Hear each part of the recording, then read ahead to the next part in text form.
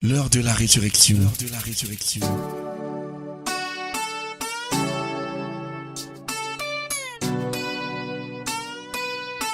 L'heure de la résurrection. L'heure de la résurrection. C'est l'occasion pour vous d'entrer en contact avec la puissance qui ressuscita Jésus-Christ d'entre les morts. L'heure de la résurrection. La résurrection. Et parole de foi pour la transformation de votre situation et la victoire sur vos ennemis. L'heure de la résurrection. Pour vous servir, le révérend pasteur Assimba Roger de la congrégation baptiste camerounaise Paroisse Rema Center. L'heure de la résurrection. L'heure de la résurrection. L'heure de la résurrection. L'heure de la résurrection. La résurrection.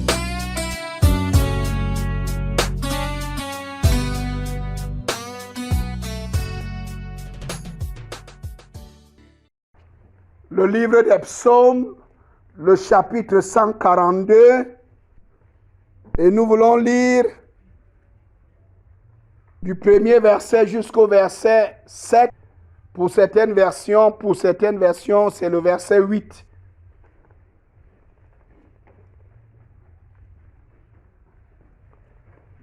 Le Seigneur, par la prière du roi David, nous enseigne des principes très importants pour voir Dieu agir dans nos vies.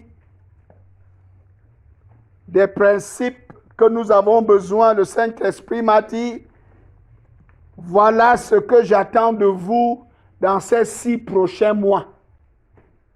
Et vous allez voir quelque chose de très grand. Non seulement dans vos vies individuelles, mais dans cette communauté. Le psaume 142, il est écrit Cantique de David lorsqu'il était dans la caverne. C'est une prière. De ma voix, je crie à l'Éternel. De ma voix, j'implore l'Éternel. Je répands ma plainte devant lui. Je lui raconte ma détresse. Quand mon esprit est abattu au-dedans de moi, toi tu connais mon sentier. Sur la route où je marche, ils m'ont tendu un piège. Jette les yeux à droite et regarde. Personne ne me reconnaît. Tout refuge est perdu pour moi. Nul ne prend souci de mon âme. Éternel, c'est à toi que je crie. Je dis, tu es mon refuge, mon partage sur la terre des vivants. Sois attentif à mes cris, car je suis bien malheureux. Délivre-moi de ceux qui me poursuivent, car ils sont plus forts que moi. Tire mon âme de la prison, afin que je célèbre ton nom. Les justes viendront m'entourer quand tu m'auras fait du bien. Alléluia. David, comme je disais, fait ressortir des principes importants de la prière de foi du croyant. Jésus a dit, si vous priez et si vous avez de la foi, demandez ce que vous voudrez et cela vous sera accordé.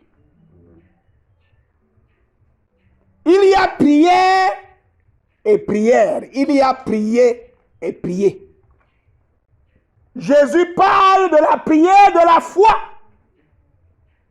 Jésus, le fils de David, que Dieu a envoyé de la descendance de David. Jésus vient expliquer ce qui a rendu David grand. La prière de la foi.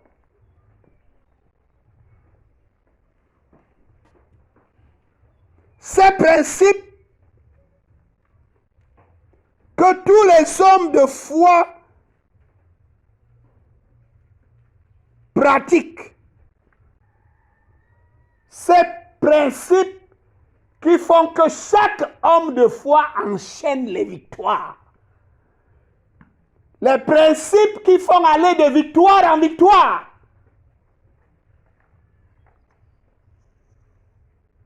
Les principes que nous devons utiliser au quotidien.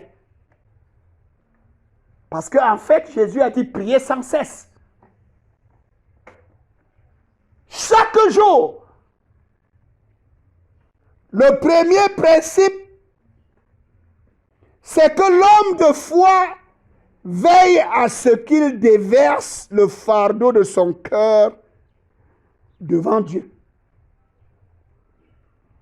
La tentation que les hommes ont lorsqu'ils ont des problèmes, lorsqu'ils sont blessés, lorsqu'ils ont des fardeaux, lorsqu'ils sont attristés profondément dans leur cœur, troublés, c'est qu'ils tombent dans la tentation de chercher un homme. On commence à chercher, tu ne connais pas quelqu'un, si c'est un problème avec la police. Tu ne connais pas un commissaire, tu ne connais pas un officier de police, tu ne connais pas. Dépendant du domaine où on a le problème, on commence à chercher l'homme. L'homme de la situation. L'homme qui va intervenir. Ça, c'est une erreur fatale.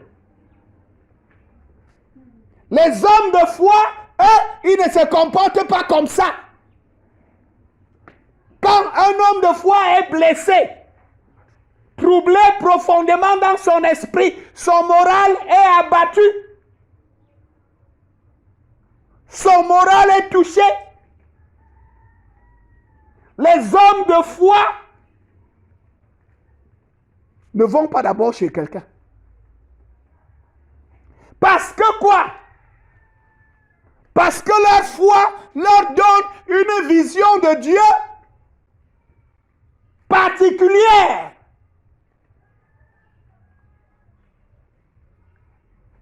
Ils ne vont pas chercher le secours d'abord chez l'homme.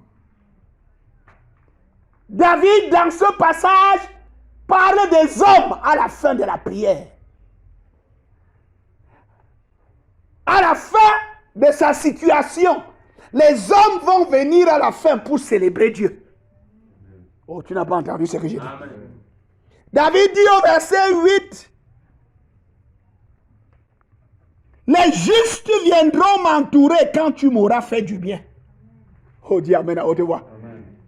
La vision que David a des hommes dans son problème, dans sa situation, c'est qu'ils vont venir reconnaître ce que Dieu est capable de faire. Et ils vont venir célébrer ce Dieu avec lui. Ils vont venir adorer, ils vont venir proclamer. Voilà la place des hommes dans la vie des hommes de foi. Lorsqu'il est troublé, lorsque son moral est bas, lorsqu'il est touché, non, il ne cherche pas d'abord les hommes. Il cherche l'Éternel. Dieu amène à haute voix. Il dit amen très fort. Amen. Il cherche Dieu. David dit, j'appelle à grand cri le Seigneur. Je crie au Seigneur. J'appelle à grand cri. J'implore à grand cri. Il implore. Il se met à crier à Dieu. Il se met à crier. Il implore Dieu. Il appelle Dieu. Il supplie Dieu. Implorer, c'est supplier quelqu'un. D'une manière humble. Oh, dis amen à haute voix. C'est fait quoi? Supplier quelqu'un d'une manière humble. Il va se jeter devant Dieu. Il va commencer à crier, à pleurer. Mon ami, quand ça c'est fort dans ton cœur, quand tu es brisé, tu vas où? Tu vas pleurer chez qui? Tu vas poser ta tête sur la poitrine de qui? C'est là l'erreur. C'est là l'erreur que beaucoup de gens font. Ils vont d'abord chez l'homme. Ils cherchent l'homme. Ils cherchent quelqu'un. Ils cherchent son oncle. Ils cherchent sa tante. Ils cherchent un cousin. Ils cherchent quelqu'un. Mes chers frères, tu ne peux pas mener une vie chrétienne victorieuse où ta foi est manifeste. Quand lorsque tu as des problèmes, dans ta tête, tu cherches d'abord qui va aider. Que mon problème, si la solution se trouve chez qui? Et chez qui là, c'est un homme. Mon ami, tu ne peux pas. Tu ne peux pas manifester la foi triomphante. Tu ne peux pas devenir un modèle de foi triomphante. Tu ne peux pas aller enchaîner les victoires dans la foi. Parce que au départ, tu es faux déjà. Tu as déjà faussé, tu as raté tu as raté l'exercice, tu as raté l'opération. C'est que tu as commencé à penser d'abord à un homme à chercher. C'est ça l'erreur que plusieurs personnes font. C'est comme ça que le monde se comporte. Mais ceux qui sont en Christ, ceux qui sont les hommes de foi, eux, ils ne se comportent pas comme ça. Amen. Ils ont une vision de Dieu qui fait que c'est d'abord chez Dieu qu'il va crier. Il va s'humilier. Oh, il y a les gens qui savent faire les courbettes quand il a besoin qu'on l'aide. Tu n'as pas encore vu les gens qui font les courbettes. Quand un gars est dans les problèmes, il appelle tout le monde papa. Même son petit-fils. Quand il sent que la personne l'a validé. Je sais que quelqu'un entend ce que je dis là. Parce que quoi, c'est les courbettes, il s'humilie. Il s'humilie et il supplie, il implore, il veut le secours, il veut être aidé. C'est comme ça que le monde se comporte. Mais en Christ, ce n'est pas comme ça, mes amis. Amen. Si tu dis que tu as cru en Dieu, non, il faut que tu aies une vision, la bonne vision de Dieu. Et la bonne vision de Dieu ne te permettra pas de faire comme ça. Je ne veux pas dire qu'il ne faut pas aller vers les hommes. Non, non, non. Je veux dire que quand tu es en problème, tu vas d'abord. On parle de d'abord. Dis à haute voix d'abord. D'abord. Dis très fort d'abord. D'abord. D'abord où? Tu vas d'abord où? Tu vas d'abord chez qui? Tu penses d'abord à qui? C'est de ça qu'il s'agit.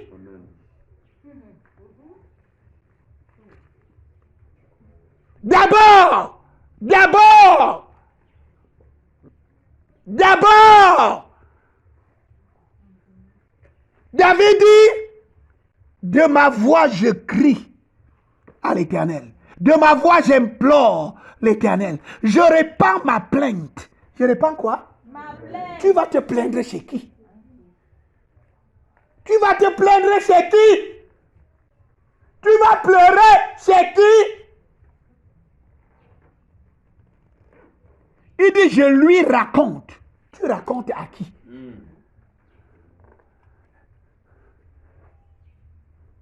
La question ici, c'est que tu racontes ton problème là, ta situation là, ce qui te trouble là, ce qui a brisé ton moral là. Tu es au point où tu ne sais même plus s'il faut continuer. Tu es troublé, tu ne sais plus comment faire.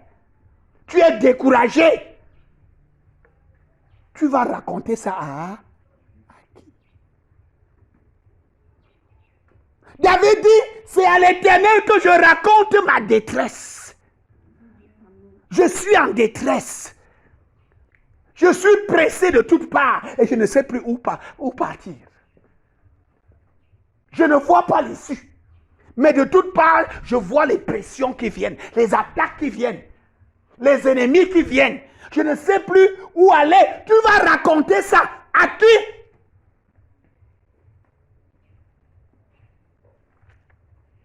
L'erreur, c'est d'aller raconter ça aux hommes. De chercher quelqu'un à qui raconter.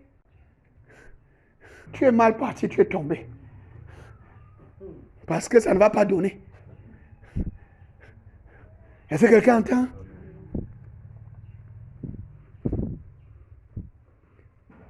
L'erreur principale à éviter est d'aller vers les hommes ou de chercher un homme qui va aider, qui va secourir. Pourquoi?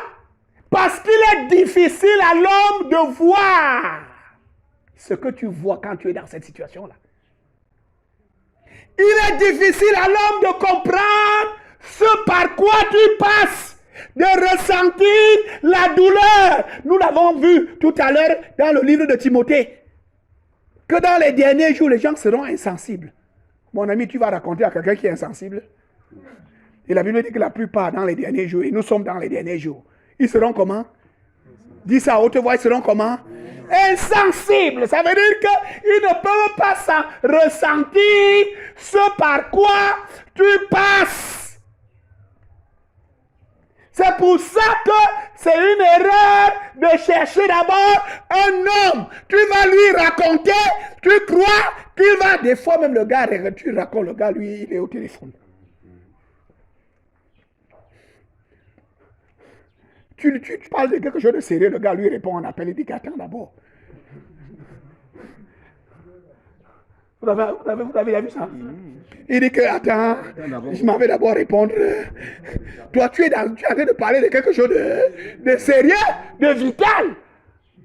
Une question de vie ou de mort. Le gars, lui, il a le temps d'aller d'abord répondre à un appel dehors. Mon ami, c'est une erreur. Les hommes seront insensibles. Et nous sommes dans cette époque où les hommes sont insensibles. C'est pour ça qu'il ne faut pas chercher d'abord l'homme.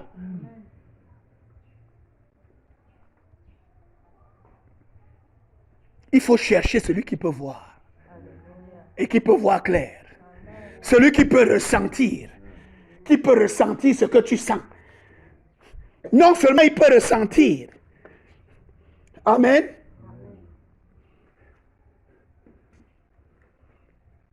Il peut voir. C'est ce que David dit. David dit au verset 142, il dit, Psaume 142, il dit, Seigneur, quand mon esprit est abattu au-dedans de moi, toi, tu connais mon sentier. Oh, dis Amen à haute voix. Amen. Tu connais. Il dit, toi, tu connais mon sentier sur la route où je marche. Ils m'ont tendu un pied. Le Seigneur voit. Oh, dis Amen à haute voix. Il connaît et il fait quoi? Il voit. Mon cher ami, toi qui écoutes, qui entends le son de ma voix, je vais te dire qu'il faut aller vers celui qui connaît et celui qui voit. C'est lui qui peut aider. Il faut aller chez celui qui t'a créé, celui qui t'a tissé dans le ventre de ta mère, celui qui t'a envoyé dans ce monde, celui qui sent ce que tu sens. Celui qui sait pourquoi il t'a envoyé. Il ne t'a pas envoyé pour que tu sois écrasé. Oh, tu n'as pas entendu ce que j'ai dit. Je dis qu'il ne t'a pas envoyé pour que tu sois écrasé. Amen. Quel que soit ton statut, que tu sois enfant de Dieu ou pas, que tu sois né de nouveau ou pas, quand tu reconnais que lui, c'est lui qui m'a envoyé, et lui, il voit ce qui se passe, et lui, il peut intervenir. Mon cher ami, il va intervenir pour toi. Amen.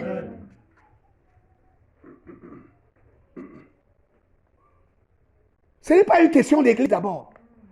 C'est une question de reconnaître qui il est. C'est une question de reconnaître qui il est. Il voit. Il sent. Il reconnaît. Il voit là où je marche. Il voit là où je me trouve. Et il voit que les gens ont tendu un piège sous mes mains. Il voit comment ils viennent. Il voit ce que je vois dans mes rêves. Il voit ce que je vois dans mes rêves. Il voit la terreur dans laquelle je me trouve. Et il sait que c'est réel, que ça va arriver. Amen. Et il ne m'a pas envoyé ici pour être écrasé. Amen. Mon cher ami, il ne t'a pas envoyé ici pour être écrasé. C'est pour ça que tu peux aller avec lui, vers lui. C'est pour ça que tu peux l'appeler. C'est pour ça que tu peux crier à lui. Qui que tu sois, il va t'écouter. Je dis, il va t'écouter.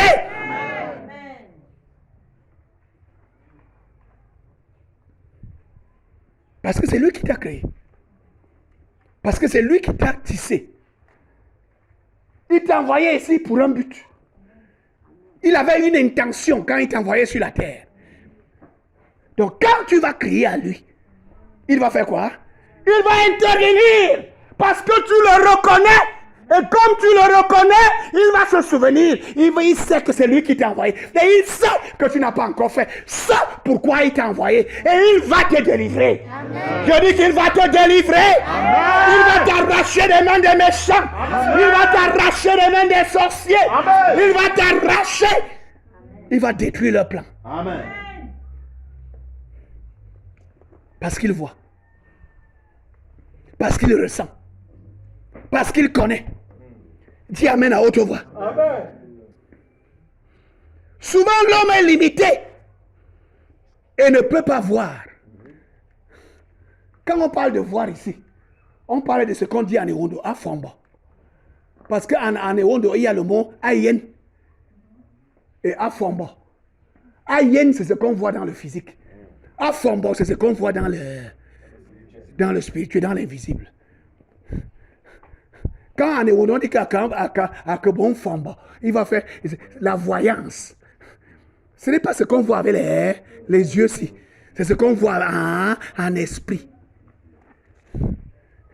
Et il y a les gens qui voient physiquement, mais ils ne voient pas spirituellement. Et moi, je te dis que ce Dieu-là, l'Éternel, le Maître, oh Dieu, Amen à haute voix, il voit dans le physique et il voit dans le spirituel.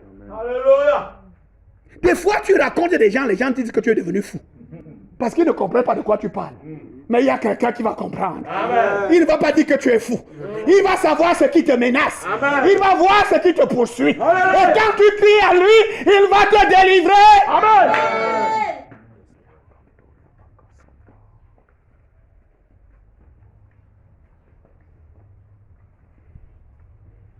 C'est ça la vision que David avait de l'Éternel.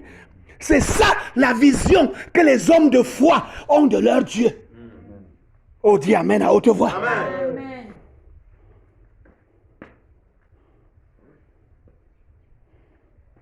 Pourquoi est-ce qu'il faut aller verser ton fardeau devant Dieu? Pourquoi est-ce qu'il faut aller déverser le fardeau? Ce qui te fait mal là, ce qui te touche là, ce qui t'a brisé à l'intérieur, profondément en toi là. Qui te paralyse. Tu n'as plus le courage de continuer. Tu n'as plus le courage de faire ce que tu faisais avant avec zèle. Pourquoi est-ce qu'il faut aller déverser ça devant le Seigneur? Parce que mon frère, quand tu vas déverser le fardeau devant les hommes, ça devient difficile encore que tu pries. Même quand tu vas prier, ça va devenir une formalité. Parce qu'il n'y a plus de fardeau.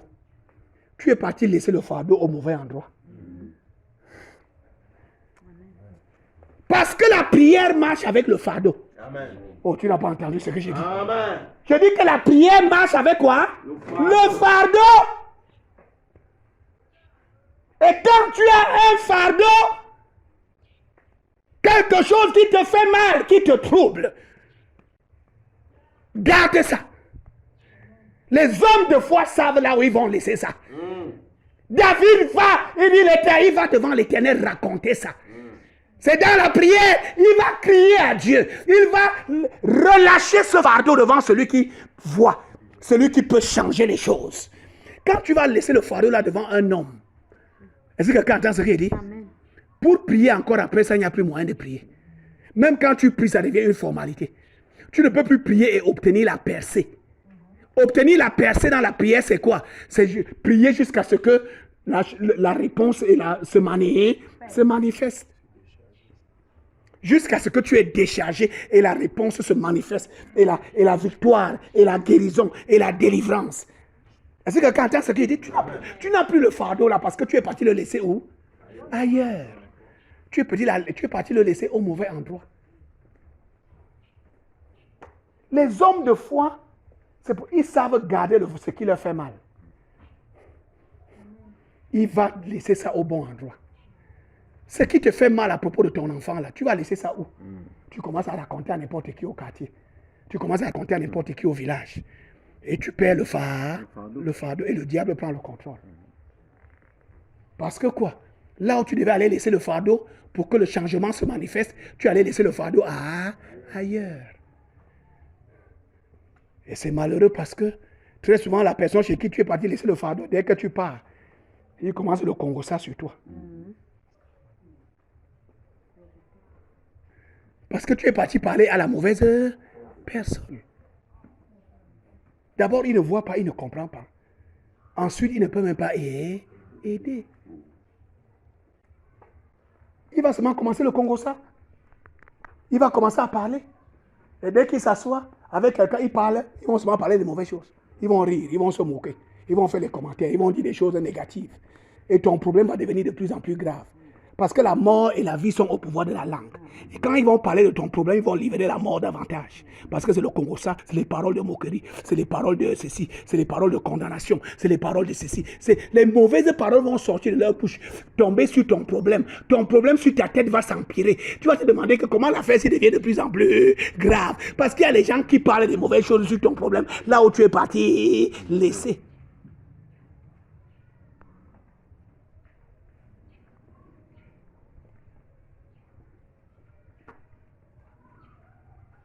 Parce que la mort et la vie sont au pouvoir de la langue.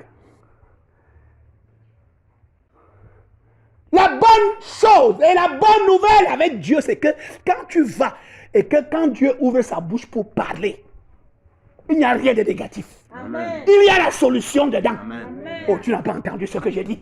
Quand tu amènes ton fardeau à l'Éternel, le Seigneur, le maître du ciel et de la terre, quand il ouvre sa bouche pour parler, mon ami, il n'y a rien de négatif dedans. Il n'y a rien de mauvais dedans. Il n'y a que la solution dedans. Il n'y a que la guérison dedans. Il n'y a que la délivrance dedans. Il n'y a que la victoire dedans. Quand Dieu ouvre sa bouche pour parler, c'est ce qui est bon.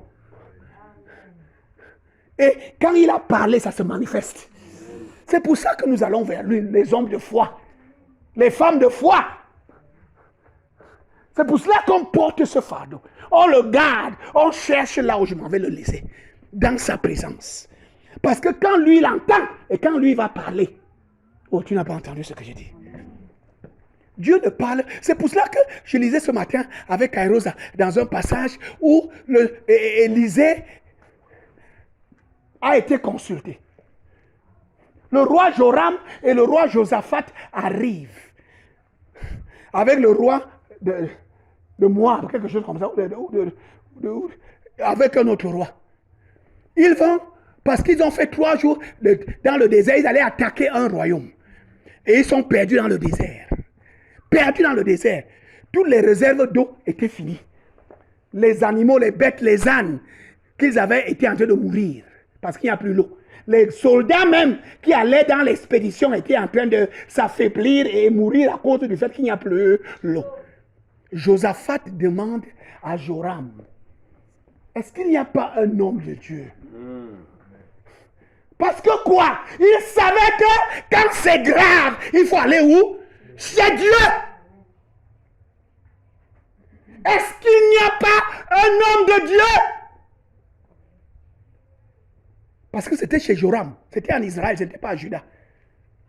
Il est venu l'aider, il est venu le soutenir avec son armée. Et voilà que tous les 3 armées étaient en train de mourir parce qu'il n'y a plus l'eau, perdus dans le désert. Et quand il a demandé, quelqu'un a répondu, il y a Élisée, fils de Shaphat. Il versait l'eau dans les mains d'Élie. Josaphat dit que la parole de Dieu est avec lui. Amen, allons le chercher. Dis Amen à haute voix. Je ne sais pas comment ils ont fait dans cette détresse-là de retrouver Élisée. Mais la Bible dit que finalement ils arrivent chez Élisée. Quand Élisée voit Joram, Joram c'est le fils de Jézabel, idolâtre, plus, qui n'a pas le temps de Dieu.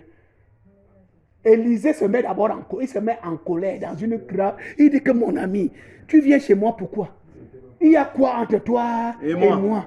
Toi tu as tes dieux, moi j'ai le Dieu que je sers. Tu viens faire quoi ici?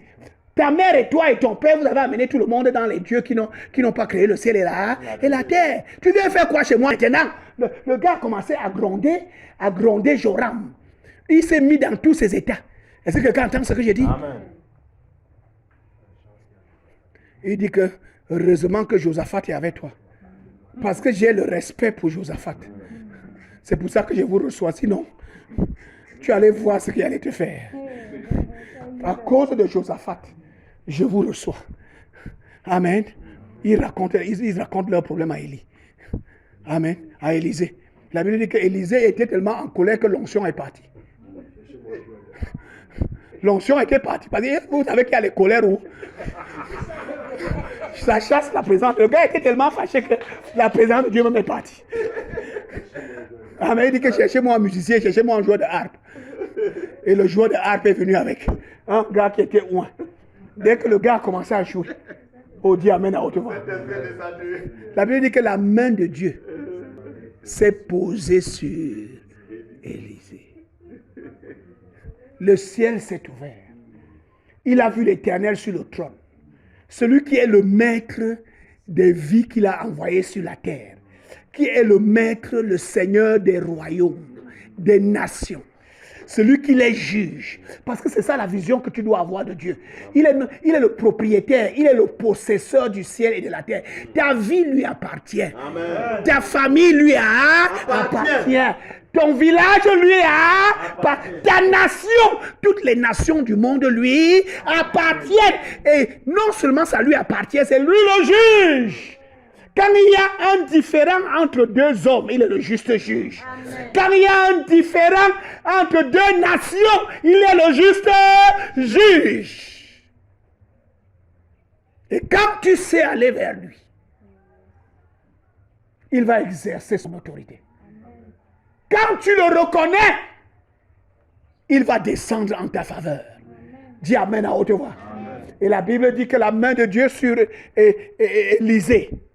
Et il a commencé à prophétiser. Il dit que allez creuser dans le désert. Creuser des fosses, des grandes fosses, des rigoles, des grandes rigoles. Parce que demain, il y aura l'eau. Et il dit que vous allez aller combattre ce roi, païen, idolâtre. Vous allez tout détruire. Vous allez détruire les champs, vous allez couper les arbres, vous allez tuer tout. Le Seigneur vous donne une grande victoire. Dis Amen à haute voix. Amen. Il a libéré la parole et ils sont partis. Je veux te faire voir que quand Dieu parle, quand tu le reconnais et qu'il vient, il parle. Amen. Est-ce que quelqu'un entend ce qu'il dit? Et qu'il parle, il n'y a rien de négatif dedans. Ce que tu peux être sûr, c'est que quand tu cries à Dieu avec un cœur sincère, quand tu l'appelles, quand tu l'implores, quand tu vas pleurer devant lui, quand tu vas te lamenter devant lui, et quand il va ouvrir sa bouche pour parler, ce ne sera pas quelque chose de négatif. Il va dire, et dans sa parole, il y a la solution. Les hommes de foi, c'est ça qu'ils savent. Quand il ouvre sa bouche pour parler, il y a quoi? La solution.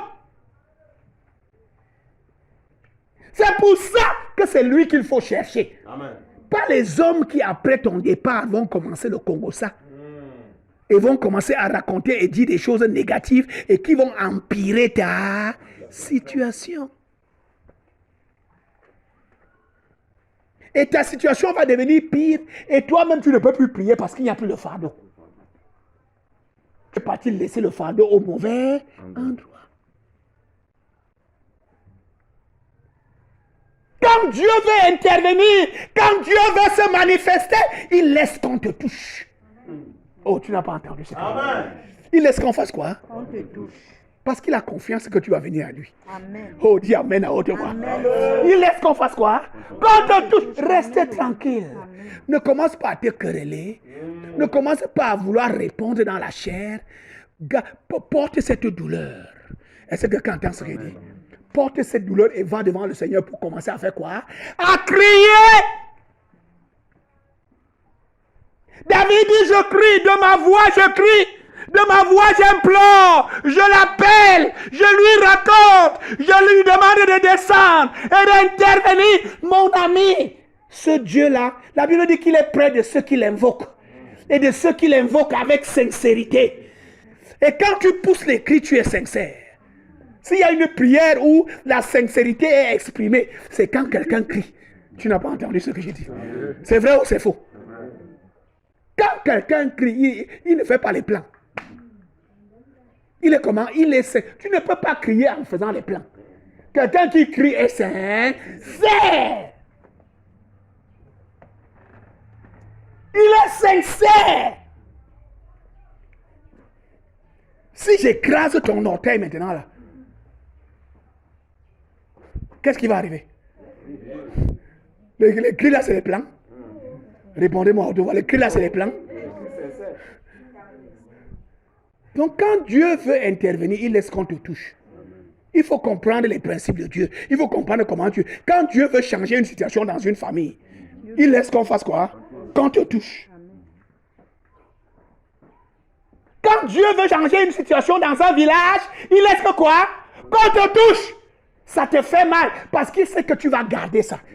Et tu ne vas pas aller laisser ça n'importe où. C'est chez lui que tu vas aller faire quoi? Crier. Alors, il aura l'occasion, il va dire que mes amis, vous avez toujours fait. Aujourd'hui, là, cette fois-ci, je vais vous montrer. Amen. Vous avez toujours fait, cette fois-ci, c'est votre fin de carrière. C'est votre fin de mission. Dieu cherchait. Oh, tu entends. Dieu voyait ce qu'il faisait depuis.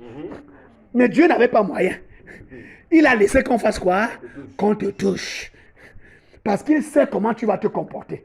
Tu vas te comporter comme un homme de foi. Tu vas te comporter comme une femme de foi. Tu vas aller directement chez lui, dans le lieu secret, et tu vas commencer à faire quoi? À crier. Et comme réponse à tes cris sincères, ce sera une intervention fulgurante. Il va te venger. C'est pour cela qu'il dit à moi la vengeance. À moi la rétribution, dit le Seigneur. Quand tu sais te comporter comme une femme de foi, il va te venger. Amen. Je dis qu'il va venger ta maison. Amen. Il va venger tes enfants. Amen. Il va venger ta famille. Amen. Il va dire que vous avez trop fait. Je connais tout ce que vous avez fait. Vous avez tué. Vous avez détruit les entreprises des gens. Vous avez détruit les gens. Vous avez détruit les sources de revenus des gens. Maintenant, là, je vous dis, comme vous avez touché celui qui m'appartient, celui qui sait qu'il faut crier à moi, c'est votre fin de carrière. C'est votre fin d'émission. Voilà la vision des hommes de foi. Est-ce que quelqu'un entend ce que je dis? Il faut voir Dieu comme on doit le voir.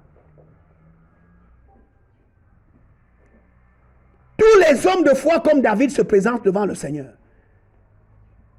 Il reconnaît que c'est le Seigneur. Seigneur veut dire quoi? Maître. Dis à haute voix, maître. Maître. Seigneur veut dire maître. Seigneur veut dire possesseur du ciel et de la terre. Il est le possesseur de ma vie. Et je vais te dire, toi qui entends le son de ma voix, il est le possesseur de ta vie. C'est lui qui t'a envoyé sur la terre. Il avait une intention claire pour laquelle il t'a envoyé. Personne ne peut t'écraser.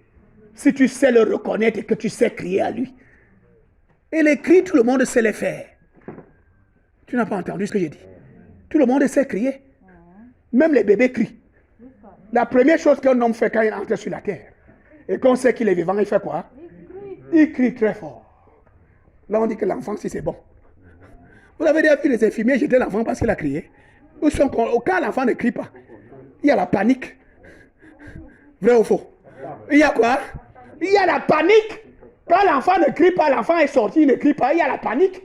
On tape, on fouette, on tape les fesses. On tape les fesses. Est-ce que quelqu'un entend ce que j'ai dit? Parce que quoi? Il faut que le cri sorte. Quand tu es entré dans le monde, tu as crié. C'est parce que Dieu voulait te montrer que c'est ça ta solution. Amen. Quand c'est fort, va devant lui. Tu fais quoi? Tu cries. Il n'a pas dit que tu connais les Écritures, tu connais la prière, tu connais parler comme le pasteur. Non, non, non, non, non. Il ne veut pas savoir tout ça là. Il veut seulement entendre quoi? Le cri. Amen. Si c'est dirigé vers lui, il va descendre. Il crie. David dit que je crie à toi. Dis Amen à haute voix. Il reconnaît que Dieu est le maître. Le maître des systèmes des relations entre les hommes. C'est ça que ça veut dire le Seigneur. Maître des systèmes de relations entre les hommes et entre les nations. Est-ce que quelqu'un entend ce que j'ai dit? Il est le grand propriétaire des hommes et des nations. Il y a quelqu'un à qui personne ne peut échapper. Alléluia. Oh, tu n'as pas entendu ce que j'ai dit. Amen. Il y a quelqu'un à qui personne ne peut faire quoi? Échapper. Le Seigneur, il est le maître. Le maître qui contrôle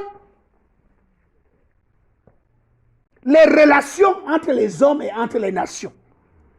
Il est le grand propriétaire des vies des hommes et des nations. La Bible dit que les frontières des nations, c'est lui qui les a placées. Ça veut dire que c'est lui le propriétaire. Crie Alléluia. Alléluia. Ouvre ta bouche, crie Alléluia. Alléluia. Il est le grand juge. Il est un juge que personne ne peut ignorer. Si tu l'ignores, il va te montrer. Il est en train de t'annoncer la bonne nouvelle. Personne ne peut s'ériger au-dessus du Seigneur. Amen. Aucune nation, aucun individu, aucun sorcier, aucun rosicrucien, aucun franc-maçon, aucun magicien ne peut s'ériger au-dessus de l'Éternel. Il est le grand propriétaire. C'est lui qui régit les relations entre les hommes et les nations. Quand il dit, personne ne peut plus rien dire. Amen. Sa parole est finale. Amen. Personne ne peut résister à ce qu'il dit. Tu ne peux pas aller te cacher. Tu vas aller te cacher où il voit. Et il connaît. Et il applique la sentence qu'il a déjà prononcée. Mais nous, on a les juges aujourd'hui qui appliquent les sentences. On ne peut pas exécuter. Mais lui, quand il applique sa sentence, mon ami, on va l'exécuter. Il y a des anges qui exécutent. Oh, dis Amen à haute voix. Amen. Il a une armée qui exécute. Parce que tu ne peux pas te cacher. C'est vers ce Dieu-là. C'est cette vision-là que je veux que tu aides l'Éternel. Parce que les hommes de foi, voilà là comment ils voient Dieu. Voilà la perception qu'ils ont de Dieu. C'est pour ça qu'il va d'abord vers Dieu. Et les gens qui ne les comprennent pas disent qu'il est orgueilleux. Il ne dit pas ses problèmes aux gens.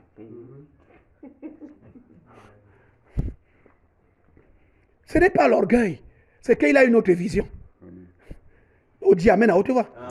L'homme de foi, ça ne veut pas dire qu'il ne parle pas aux hommes. Non. Mais j'ai dit d'abord. Dis à haute voix d'abord. Là où il va laisser son fardeau, c'est d'abord devant l'Éternel. Il peut donc sortir maintenant pour raconter comme le Seigneur le conduit. Parce qu'il sait que la solution est déjà là. Oh, tu n'as pas entendu ce que je dis. La solution est déjà où? Elle est là. Il a déjà traité la situation avec celui qui peut la changer. Il a déjà donné la solution. Il sait que même si ça tarde, ça va venir. Amen. Oh, dis Amen à haute voix. Amen. Voilà la vision qu'il faut avoir de l'Éternel. Amen. Amen. David dit, c'est lui qui voit. Dis Amen à haute voix. Il sait le piège qu'on a mis sous ton sentier. Il connaît comment ça t'affecte déjà. La douleur que tu sens. Quand tu vas raconter ça à quelqu'un, on va dire que non, le gars là, lui, il voit les démons partout. Il voit le diable partout. Pour lui, tout le monde est sorcier. Alors que ce que tu dis est vrai et fondé. Mais comme il ne sent pas, comme il ne voit pas, comme il est devenu insensible. Amen. David dit, tu es mon refuge. Mon partage sur la terre des vivants. Tu es mon héritage. Ma part. Dis à haute voix ma part. Ma part qu'ils veulent prendre. Ils ont tenu les réunions pour prendre ma part. C'est toi le garant de ma part. Amen. Oh, tu n'as pas entendu ça. C'est toi quoi? Le garant de ma part. Dis ça très fort. C'est toi quoi? C'est toi le garant. Tu es mon partage.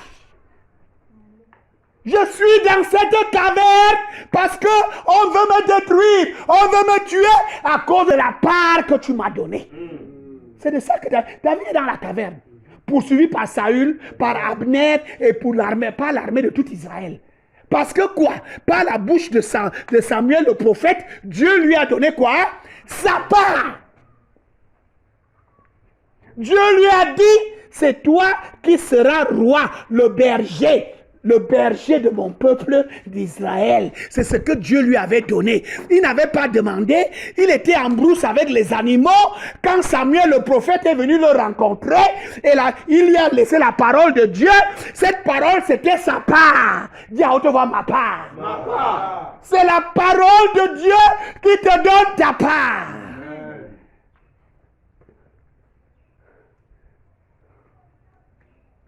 Et les hommes luttent contre ça. Même sachant ce que Dieu t'a donné. Ils savent que c'est pour toi. Ils savent que ça te revient. Ils savent que c'est ton droit. Mais ils se mettent debout pour arracher. Pour dire que ici, dans ce village, cela n'arrivera pas. On ne va pas voir ça. Mais ils savent que c'est Dieu qui t'a donné. Ils savent que c'est ta part. Oh, dis Amen à haute voix. David va crier à Dieu, dire que c'est toi ma part. Mon ami, toi qui es né de nouveau, enfant de Dieu, à qui Dieu parle, vers qui tu vas te plaindre? Tu vas pleurer chez qui? Qui t'a parlé? Quand on veut prendre ta part, tu vas chez qui? La part qu'il t'a donnée. La part qu'il t'a donnée, tu vas crier à qui? Tu vas crier chez tes collègues. Tu vas raconter à tes collègues et les collègues te donnent leur point de vue et tu prends leur point de vue comme étant la solution. Mon ami, tu es dans les problèmes. Il y a quelqu'un qui t'a donné ta part. Dis à haute voix ma part. Ma part. Et c'est lui qui a le dernier mot en ce qui concerne ta part. C'est ce que David savait. Tu n'es pas enfant de Dieu pour rien. Il t'a parlé, il t'a donné ta part. Et c'est cette part que Satan et son armée veulent arracher. Est-ce que quelqu'un entend ce que je dis? Mais le Seigneur est le garant. Dis à haute voix garant. Garant. Dis ça très fort, garant. Garant. Il est la garantie. Nous voulons lire ce passage. Lis-nous ça. Dans la Bible. Il va nous lire ça à haute voix. Éphésiens chapitre 1, versets 13 et 14.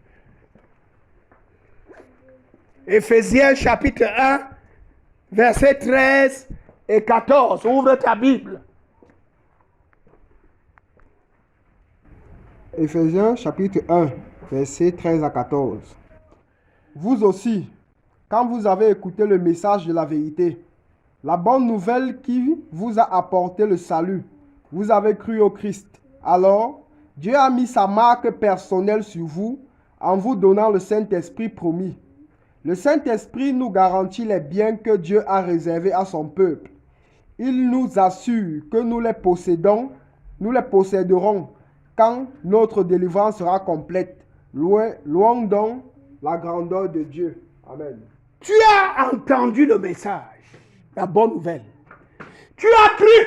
Qu'est-ce qui s'est passé? Dieu a mis son esprit en toi. Il t'a donné le Saint-Esprit. C'est ce qui s'était passé avec David.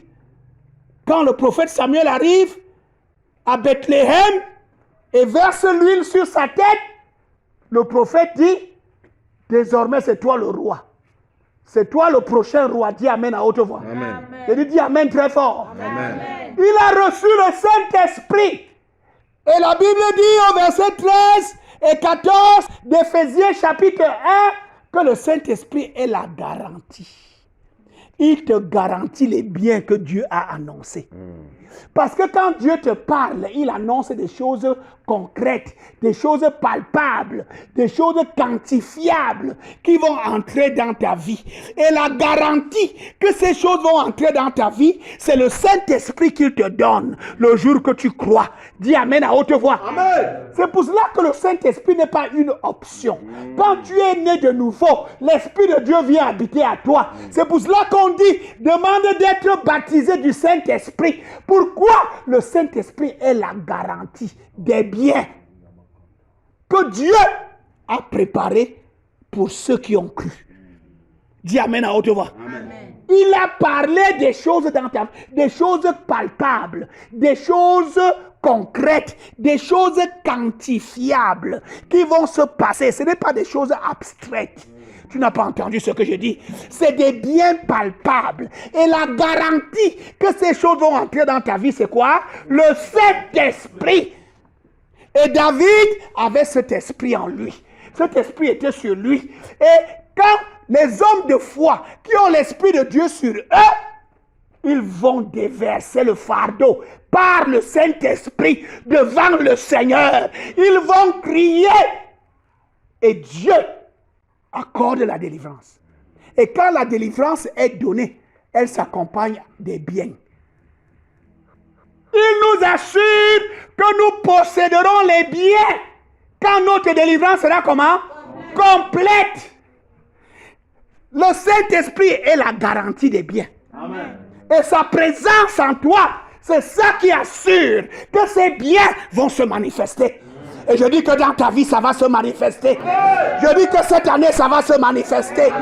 Je dis que tout ce que le Seigneur a dit et que l'ennemi combat pour empêcher, ça va se manifester.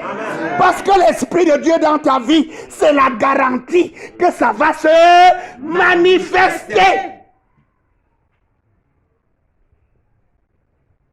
Voilà ce que les hommes de foi ont en eux comme connaissance.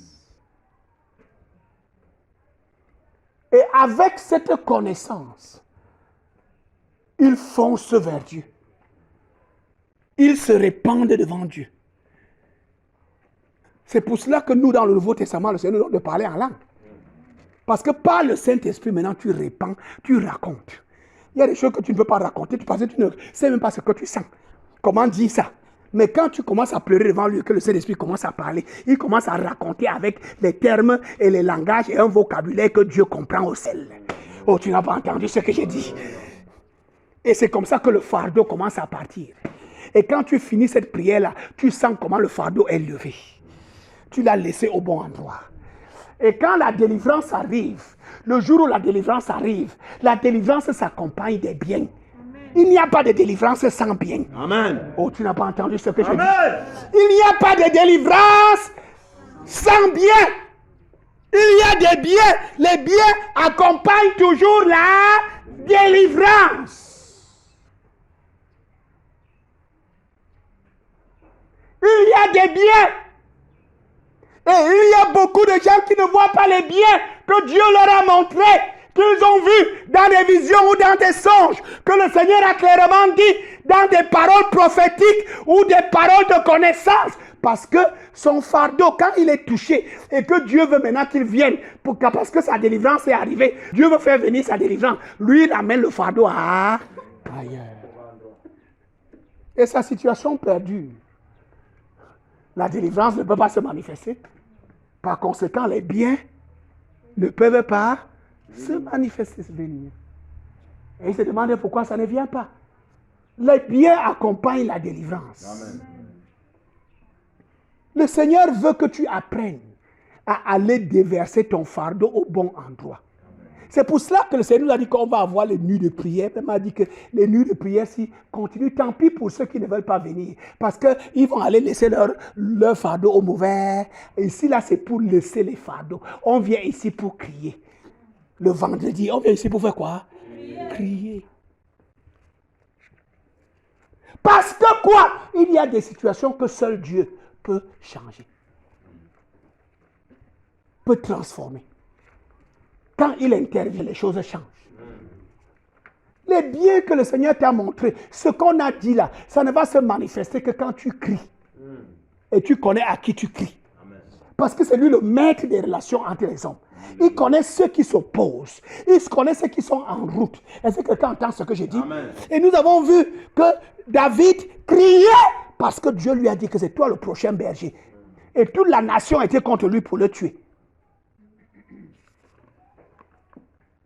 Il dit, Seigneur, c'est toi qui as dit. Il était dans la caverne. Verset 1 dit qu'il était où? Dans le trou. Caverne, c'est un bon mot. Mais chez nous, ici, on parle de trou. Il était dans le trou comme le rat. Caché dans un trou comme le rat. Parce qu'on le poursuivait pour le finir comme un rat. Et dans le trou du rat, où il était caché, qu'est-ce qu'il a fait? Il a crié à l'Éternel. Que cette affaire même qui veut me tuer comme ça, c'est toi, oh. C'est toi qui as commencé ça. Ce mariage que je suis dedans, c'est toi, oh. Cette entreprise où je suis dedans, c'est quoi? C'est toi, oh. Maintenant, on veut me tuer. Maintenant, on me cherche. Maintenant, on me poursuit. Je me retrouve dans un trou comme un rat. C'est toi, oh! Avec l'Esprit de Dieu qui était sur lui, comme Samuel a versé l'huile sur sa tête.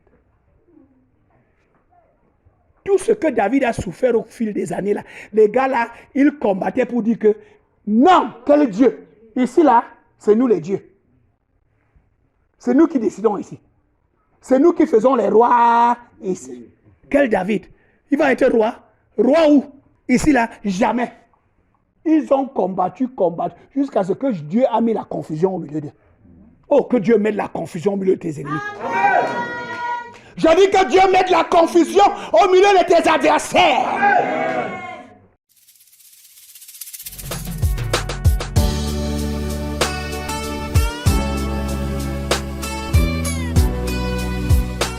C'était l'heure de la résurrection présentée par le pasteur Assimba Roger de la congrégation baptiste camerounaise Rema Center.